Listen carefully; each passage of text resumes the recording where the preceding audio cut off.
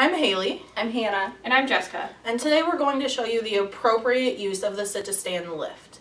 This is most appropriate for clients or loved ones who are weight-bearing on both upper and lower extremities, have appropriate cognition, but yet decreased endurance.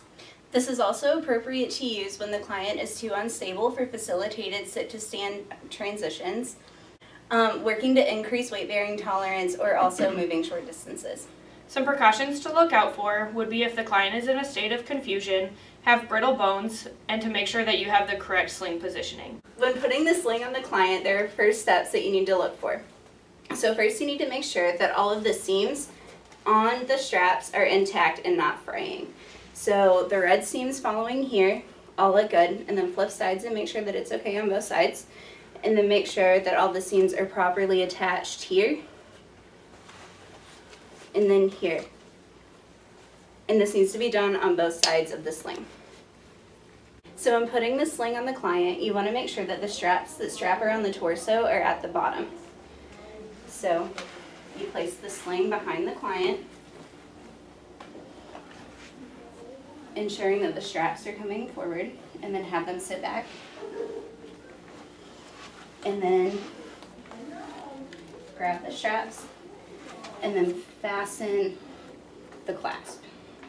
You want to make sure it's pulled tight because once the sit-to-stand lift starts to lift the person, this part will get looser. And the band itself is located just right on my hips. So now we're going to go over the lift itself. There are a few important levers on here to know before we get attached, before we attach the sling to the lift itself. This lever right here is going to be how you widen your base of support at the bottom. When you open that, you just want to make sure that it gets locked in the notches down there so it doesn't have any wiggle room in your base of support.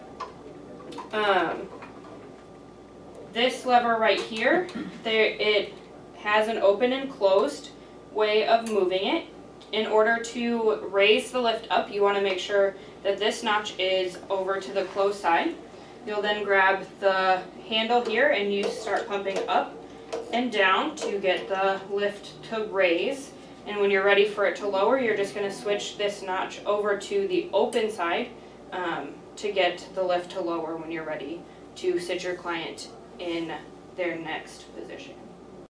Okay, so each client that we will have with the sit-to-stand is going to have their own individual loop sequence and notch sequence.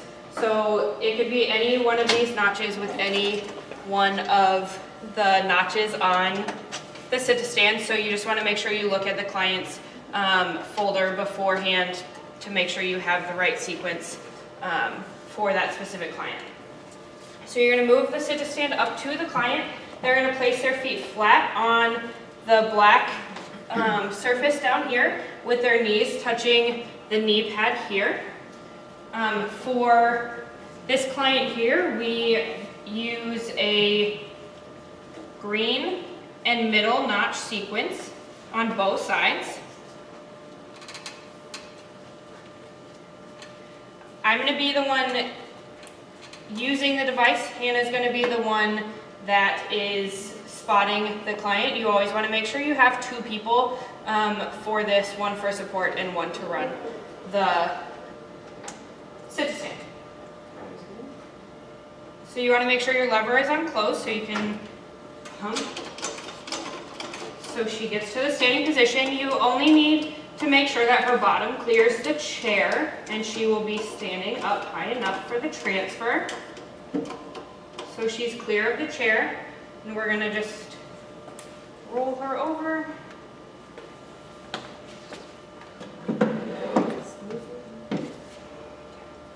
And we will release it back down.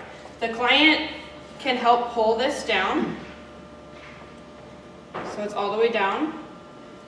And then you can release the notch. Pull this away. And then you can remove